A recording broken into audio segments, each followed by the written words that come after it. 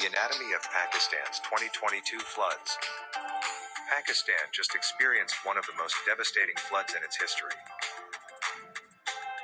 Could the government have prevented some of the losses? In May this year, weeks before one of history's heaviest downpours hit Pakistan, Lieutenant General Akhtar Nawaz, the chairman of the National Disaster Management Authority, (MA), addressed the 7th session of the Global Platform for Disaster Risk Reduction in Bali, Indonesia. During the session, Nawaz assured the audience that Pakistan had filled the gaps in its capacity since the Kashmir earthquake of 2005 and the devastating floods that have occurred several times since. Pakistan had made significant progress since then, he said. This progress, as per the MA chairman's statement, included national frameworks, policies, plans, guidelines, and risk assessments, as well as well-stocked warehouses for emergencies and revised building codes specially formulated for disaster preparedness and resilience. All these were done keeping the earlier experiences in mind, he repeated.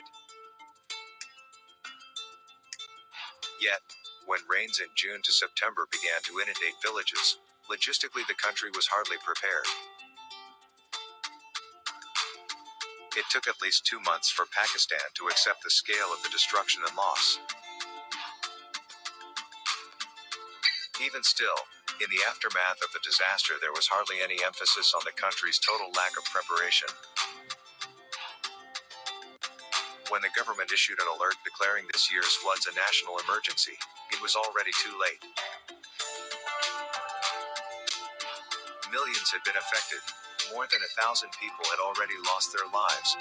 Hundreds of bridges had collapsed and thousands of kilometers of road has been completely washed away, making it almost impossible for millions of people to receive any kind of support. Enjoying this article? Click here to subscribe for full access.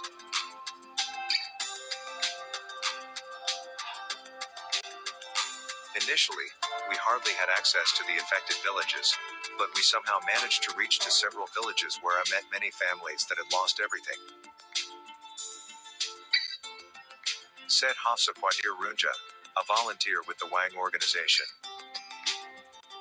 These villages hardly had any concrete houses before, let alone houses with any building codes. They had no electric supply and no access to information whatsoever. Having no early warning system, Hafsa added, people only left their homes when the water had already entered.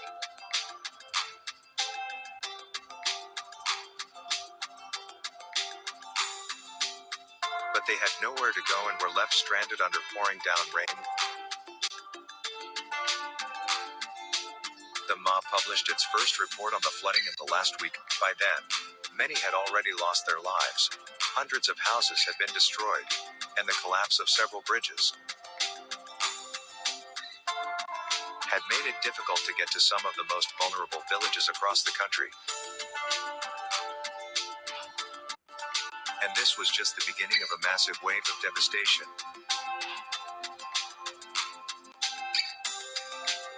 Within a month, as per the MA, more than 300 people had lost their lives. 3 in every 10 deaths occurred in Balochistan, Pakistan's poorest province, and 2 in every 10 in Sindh.